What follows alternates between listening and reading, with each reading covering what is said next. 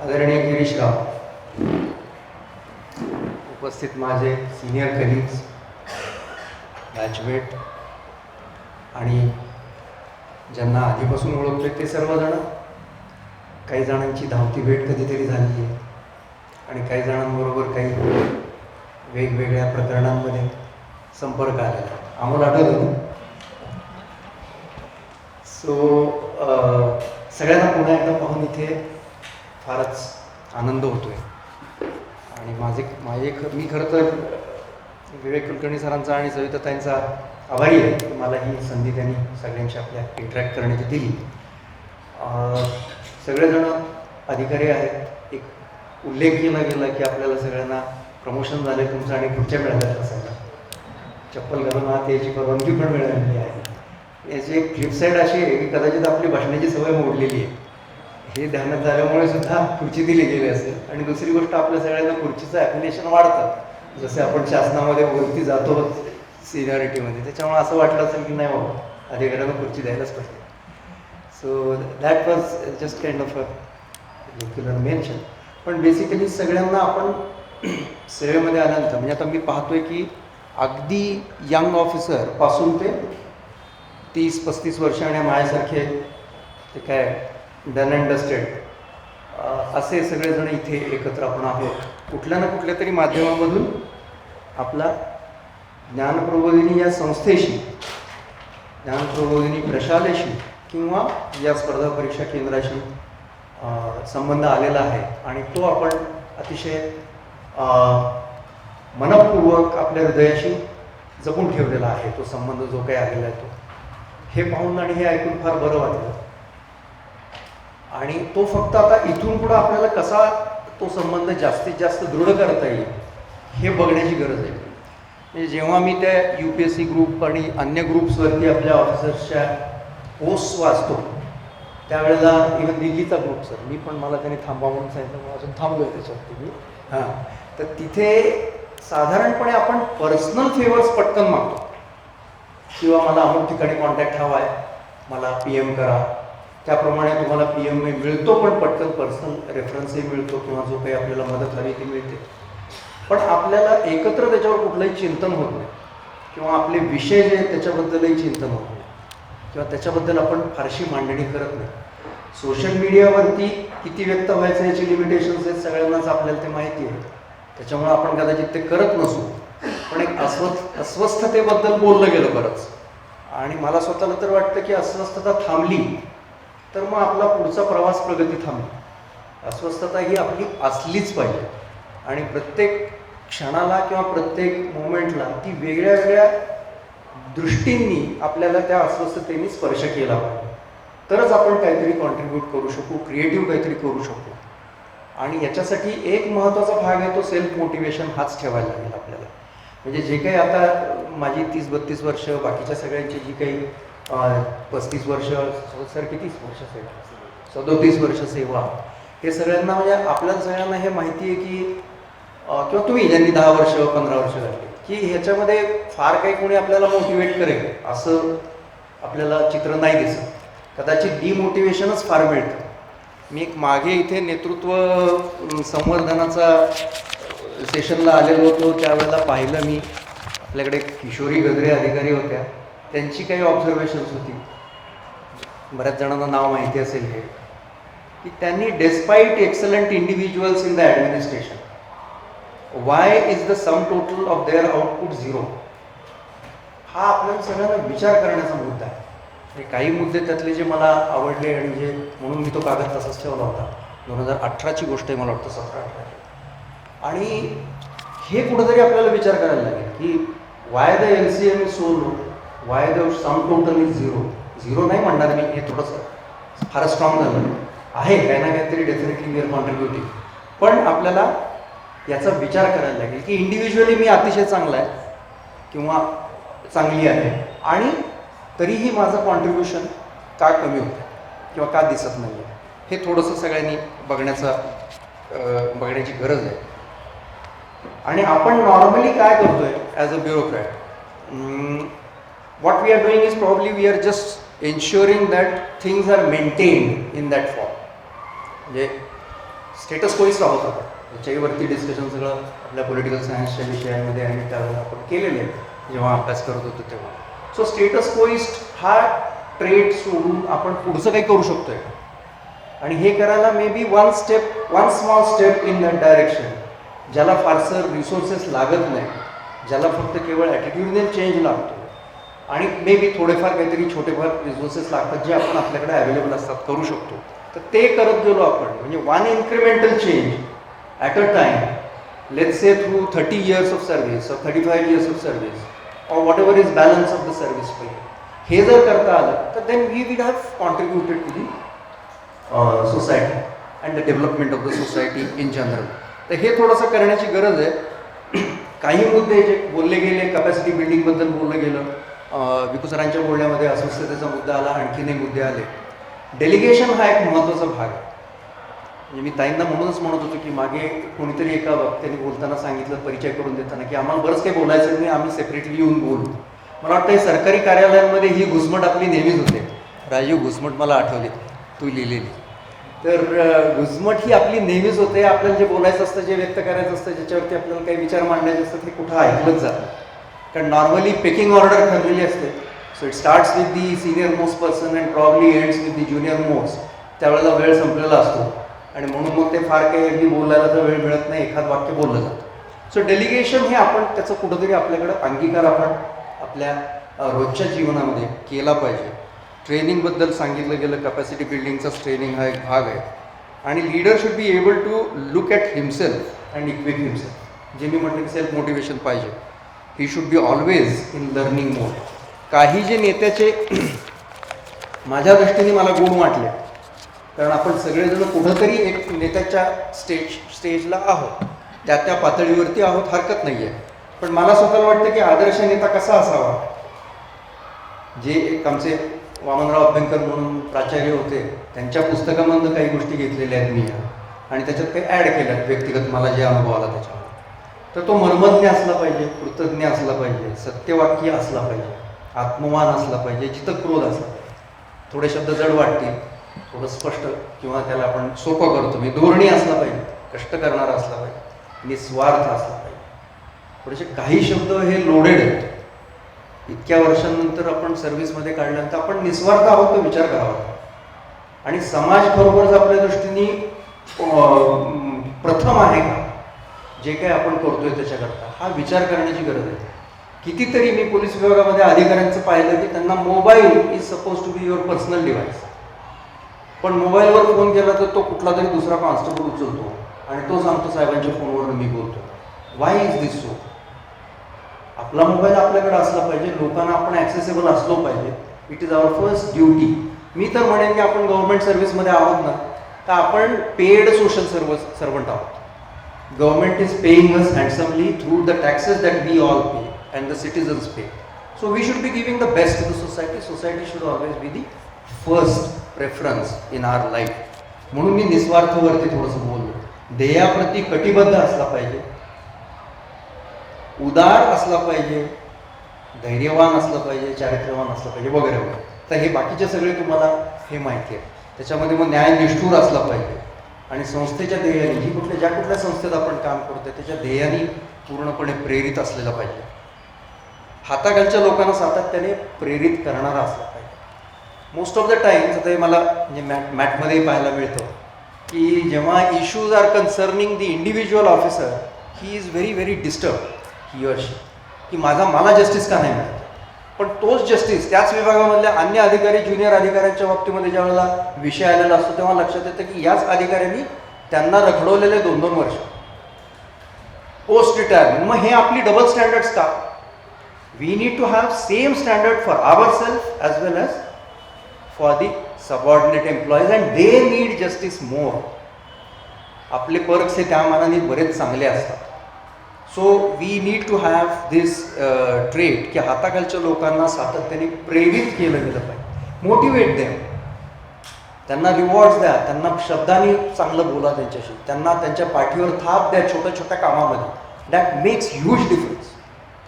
त्यांनी तुम्हाला ते प्रेरित होऊन तुमच्यासाठी आणि ऑर्गनायझेशन गोलसाठी फार चांगल्या प्रमाणाने पद्धतीने काम करतील, चांगल्या प्रमाणात काम करतील. असे बरेचसे त्याच्यामध्ये चौफेर विचार करणारा असला पाहिजे, अलिप्तपणे विचार करणारा असला पाहिजे. कोणाच्या तरी बोलण्यामध्ये एक जो सध्याच्या सोसायटीमधला डिस्टर्बिंग प्रश्न आला, अलिप्त असणं आपण फार गरजेचं आहे. आणि अलिप्तता ही दोन्ही प्रकारांची आहे. तुम्ही कामामध्ये लिप्त असलं पाहिजे प्रत्येकाने आपण, परंतु आपण कामाकडे पाहताना अलिप्ततेने पाहिलं पाहिजे. It's a very difficult art. म्हणजे एका दृष्टीने मी म्हणेन की आपल्याला सगळ्यांना स्थितप्रज्ञ व्हायला लागतं की at the same time we are in it and we are also out of it. तर हे थोडंसं आपण सगळ्यांनी करण्याची आवश्यकता आहे असं मला स्वतःला वाटतं. समर्थांच्या उक्त्या आहेत, त्याच्यामध्ये छत्रपती शिवाजी महाराजांचे विचार आहेत, अनेक लोकांचे विचार आहेत. ते मी सगळं बोलत नाही, कारण आपण सगळेजण आता नुसतंच बसून कान बंद करून ऐकतोय असं दाखवायला एक एक्सपर्ट झालेलो आहोत. सो मी फार काही कुठलं मार्गदर्शन वगैरे नाही, just trying to share my thoughts, collection of thoughts collected over the years. असं सगळं 4 प्रश्न प्रत्येकाने आपल्या स्वतःला सतत विचारत राहावे असं मला स्वतःला वाटतं. परिस्थिती आणि प्रयत्न यांच्यापैकी प्रभावी काय? सगळेजण परिस्थिती म्हणतील सध्या. सो ते पण कुठंतरी बदलायची गरज आहे. म्हणजे याचं उत्तर आपणच ठरवायचं आहे. हे उत्तर बदलत राहील. आपल्याकरता आपण त्याचं योग्य उत्तर परत परत आपल्यासमोर आणायला पाहिजे. दुसरा प्रश्न आहे, माणसाचा मूळ स्वभाव सत्प्रवृत्त आहे का दुष्प्रवृत्त आहे? आपण एक मॅनेजमेंट थिअरी, एक थिअरी वाय पण बघितलेली आहे. पण ह्या प्रश्नाचं उत्तर हे सतत कुठंतरी आपण त्याचा धांडोळा आपल्या मनामध्ये घेतला पाहिजे, वेळोवेळी घेतला पाहिजे. व्यक्ती महत्वाची का समूह महत्वाचा? अमोलच्या बोलण्यामध्ये आलं इन्स्टिट्यूशन बिल्डिंग व्हायला पाहिजे आणि त्याप्रमाणे काम व्हायला पाहिजे. खरं आहे. मोटिवेट म्हणजे नेतृत्व असेल तर मग तुम्ही बाकीच्यांना पुढं गेलं पाहिजे आणि तुम्ही मागं राहिलं पाहिजे. तुम्ही समोर राहून फक्त लीड करत गेलात, सगळं क्रेडिट घ्यायला लागलात तर मग मजा नाही आहे. आणि विशेष करून ज्युनियरचं क्रेडिट काढून घेतलं तर आणखीनच वाईट. साधन आणि साध्य याच्यापैकी महत्वाचं काय? 4च प्रश्न मी सांगितलेले आहेत. पुन्हा एकदा सांगतो, परिस्थिती आणि प्रयत्न यातलं प्रभावी काय? माणसाचा मूळ स्वभाव सत्प्रवृत्त आहे का दुष्प्रवृत्त आहे? व्यक्ती महत्वाची का समूह महत्वाचा? आणि साधन आणि साध्य यापैकी महत्वाचं काय? आपणच विचार करत राहावा हा. आणि मग याच्यामधून आपल्याला व्यक्ती विकासासाठी किंवा जीवनाची तत्वज्ञानाची बैठक आपली बनू शकेल आणि ती समाधान देऊन जाईल. आता जेव्हा आम्ही रिटायर्ड मंडळी आहोत, जेव्हा आम्ही आमच्या स्वतःच्या आयुष्याकडे पाहतो, त्यावेळेला तुम्हाला सांगायला गंमत वाटेल तुम्हाला मी सांगितलं तर, की मी जेव्हा रिटायरमेंटच्या एंडला बसलो की बाबा मी आता काय काय केलं आयुष्यामध्ये, लेट मी राईट डाऊन. आणि about 15-20 things I could write, that's all. सगळ्या 30-32 वर्षाच्या करिअरमध्ये एवढंच तुम्ही लिहू शकता. बाकी तुम्ही सगळं ट्रान्झिटरी केलेलं असतं, हातातल्या वाळूसारखं असतं, वाळू निघून जाते, कळत नाही काय. सो रिमेंबर की तुम्हाला at the end of your career you should be able to have those 15, 20, 25, 30 things to write down and inform others if required. नाहीतर निदान स्वतःला तरी इन्फॉर्म करा. ते गरजेचं आहे. जीवनविषयक तत्वज्ञानाची बैठक ठरवणं आवश्यक आहे. तर हे मला वाटतं आपल्याला करावं. आपण जी मंडळी आता रिसेंटली सर्व्हिसमध्ये जॉईन झालेलं आहेत किंवा मिडल लेवलला आहेत, आणखीन एक तुमची 15-1 वर्ष सर्व्हिस असेल समजा, किंवा काही लोकांची अगदी यंग ऑफिसर्सची just beginning of the service, तर त्यांच्यासाठी सुद्धा या गोष्टींवरती काही विचार करायला लागेल.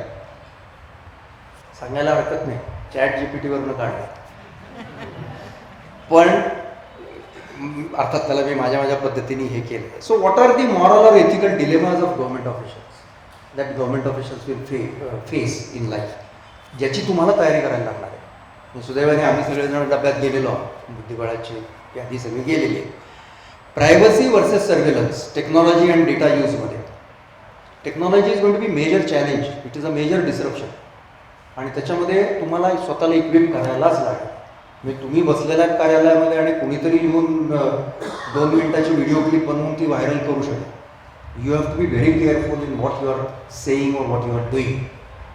सो प्रायव्हसी वर्सेस सर्व्हेलन्स हा एक यातला विषय येतो की सिटिझन्सची पर्सनल डेटा जो आहे तो आपण वापरणार आहे का गव्हर्नमेंटची सिक्युरिटी वाढवायला, पण त्याच वेळेला तुम्ही प्रायव्हसीचं इन्व्हेजन रिस्क करणार आहे का? एक मुद्दा. AI आणि ऑटोमेशन हा दुसरा आपल्याला चॅलेंज आहे समोरचा. AI तर रोजच्या रोज परिस्थिती बदलत आहे, म्हणून AIला घाबरायचं का? नाही. AIचा वापर करून घ्यायचा, म्हणजे त्या घोड्यावरती आपण स्वार झालं पाहिजे. घोडा किंवा वाघ आहे तो आपल्यावरती स्वार नाही झाला पाहिजे, हे आपण नक्की लक्षात ठेवायचं आहे. पण that is also one more challenge that we will have. Choosing between efficiency in terms of automation and fairness, avoiding job losses, biases, algorithms, etc. हे थोडेसे टेक्नॉलॉजिकल, मी 2-3च मेन्शन करतोय प्रत्येक 5-7 पॉईंटचे. Misinformation and media pressure. मी बोललो already की social मीडियावर कोण येऊन तुमची काय रेकॉर्ड करतंय हे लक्षात नाही येणार आणि बाहेर ती before you realize it would have come out. झालंय, कित्येक ऑफिसर्सच्या बाबतीत झालं. And then you have to really face it later on. Transparency versus confidentiality हा एक यातला इश्यू येतो, आणि freedom of expression versus curbing fake news हा एक वेगळा विषय येतो. हे युद्ध मला वाटतं जगाच्या अंतापर्यंत चालतच राहणार, कारण डे बाय डे आता डेटा प्रोटेक्शन बिल रिसेंटली गव्हर्नमेंटने अप्रूव्ह केलं आहे माझ्या वाटतं, जे येईल नंतर. So all these are issues which are there in that. Security challenges आहेत, त्याच्यामध्ये human rights versus law and order हे सतत आपल्याला समोर जाणवणारा चॅलेंज आहे. National security versus individual rights हा दुसरा चॅलेंज आहे. क्लायमेट चेंज अँड एन्व्हायरमेंट याच्यामध्ये जर बघायला गेलं तर डेव्हलपमेंट वर्सेस सस्टेनेबिलिटी हा विषय सतत आपल्याला भेडसावणारा आहे. Short term relief versus long term conservation, म्हणजे अगदीच उदाहरण द्यायचं झालं तर एक्सेसिव्ह ग्राउंड वॉटर यूज आपण ड्राऊट रिलीफसाठी केला तर tomorrow are we risking future generations, depriving them of sufficient quantity of water, याचा विचार केला पाहिजे. बाय द वे पुण्याचं ॲव्हरेज वॉटर कन्झम्पशन सगळ्यात जास्त आहे बरं का भारतात, 160 लिटर काहीतरी आकडा आहे. पब्लिक हेल्थमध्ये individual freedom versus public safety, equity in health care याच्यामध्ये पण विषय आहे. Prioritising scarce resources. आता हेल्थकेअरमध्ये आपण सगळ्यांनी बघितलं आहे ऑक्सिजन, ICU बेड्स हे ते सगळं रिसेंट आहे, त्याच्यामुळे ते बोलत नाही जास्त त्याच्यावर. जिओ पॉलिटिकल आणि ग्लोबल प्रेशर्समध्ये काय काय आहे. One issue is currently on. In fact जे कोणी इंटरनॅशनल टॅक्सेशनमध्ये somebody is there, so I am going to discuss with you later on what is your take on tariffs. So national interest versus international commitments हा सतत भेडसावणारा विषय राहणार, आणि जसजसे आपलं कामाचं स्फिअर वायडर होईल तसतसा हा विषय आपल्याला टच करत राहील. Neutrality versus political pressure, another very important aspect जो आपल्याला it has become now all pervasive in the public life, in our government officers duties.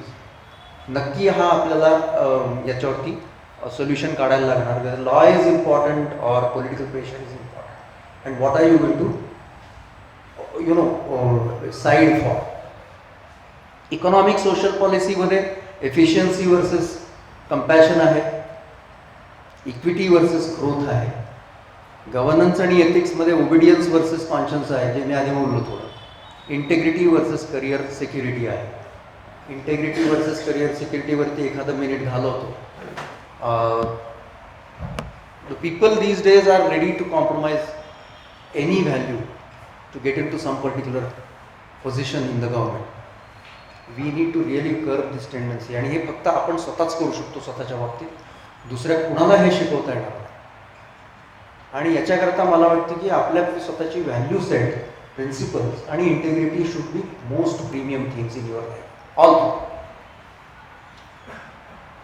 आणि कदाचित मला वाटतं म्हणूनच आपण सोशल मीडिया ग्रुपवरती स्वतःला व्यक्त करायला घाबरत असतो की कदाचित त्याच्यात निवडून सापडणार नाही, आणि आपली स्वतःची असलेली प्रतिमा बाहेरची ही सुद्धा आपल्याला भेडसावत असते. ही भेडसावणार नाही याची काळजी आपण घेण्याची गरज आहे आयुष्यभर. Just because you have become an officer, you have not probably accomplished everything. Now the actual examination has begun once you have become the officer. आणि मग त्याच्यानंतरचा प्रत्येक दिवस जो आहे तो युद्धाचा प्रसंग. सो हे सगळे जे आहेत हे मुद्दे आपल्याला इंटेग्रिटी आणि या विषयामध्ये भेडसावत राहतात. करिअर सिक्युरिटी पाहिजे आहे का इंटेग्रिटीला मान द्यायचा आहे. कारण शेवटी तुम्ही तुमच्या आयुष्यामध्ये बऱ्याच स्टोरीज आहेत सोशल मीडियावर. हल्ली 1 मिनिटाची 1.5 मिनिटाच्या क्लिकमध्ये बऱ्याच गोष्टी येतात, ते मी सांगत नाही तुम्हाला.